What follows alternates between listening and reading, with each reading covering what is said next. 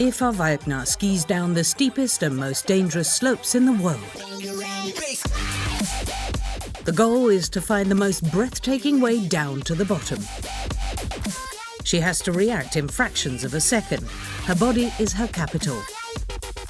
She swallows down energy drinks only on her way up to the mountain. I personally don't drink them like water. I'm often on the road. I might be sitting in a car for 10 hours at a stretch.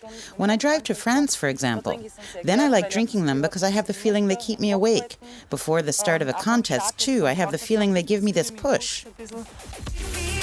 Test subject number 2 is another professional sportsperson. He's a downhill specialist too, but not over snow.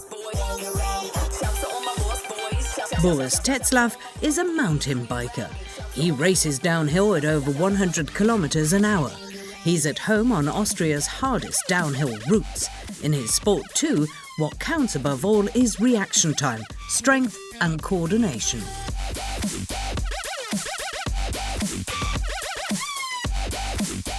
If you believe the adverts, then both would need energy drinks to achieve their sporting feats. They're praised to the skies as magic bullets in extreme situations. But can they really help athletes to improve their physical and mental powers, or are they just unhealthy sugar water?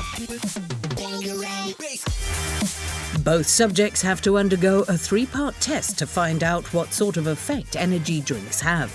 We're going to test their physical performance, their reaction speed, and their concentration.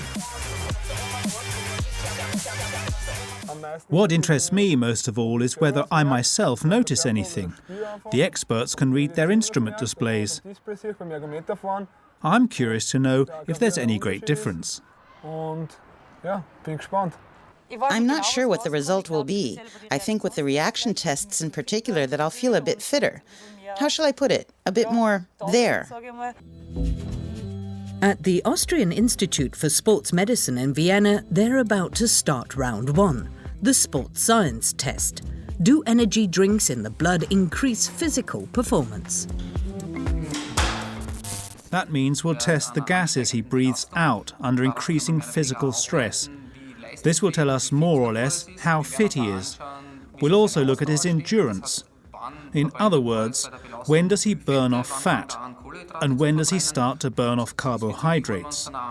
In this respect, we want to see if things look different tomorrow after he's had a few energy drinks and a certain amount of caffeine.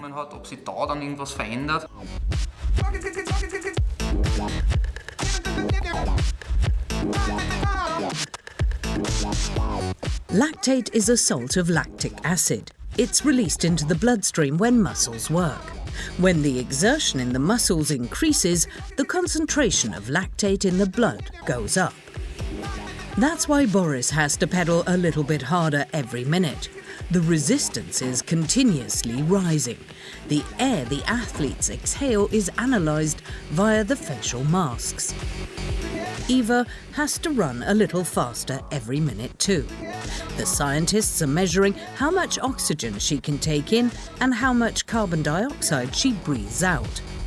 The sports scientist documents her respiratory gases and her blood counts. These tell him about performance capacity. This test is routine for professional athletes.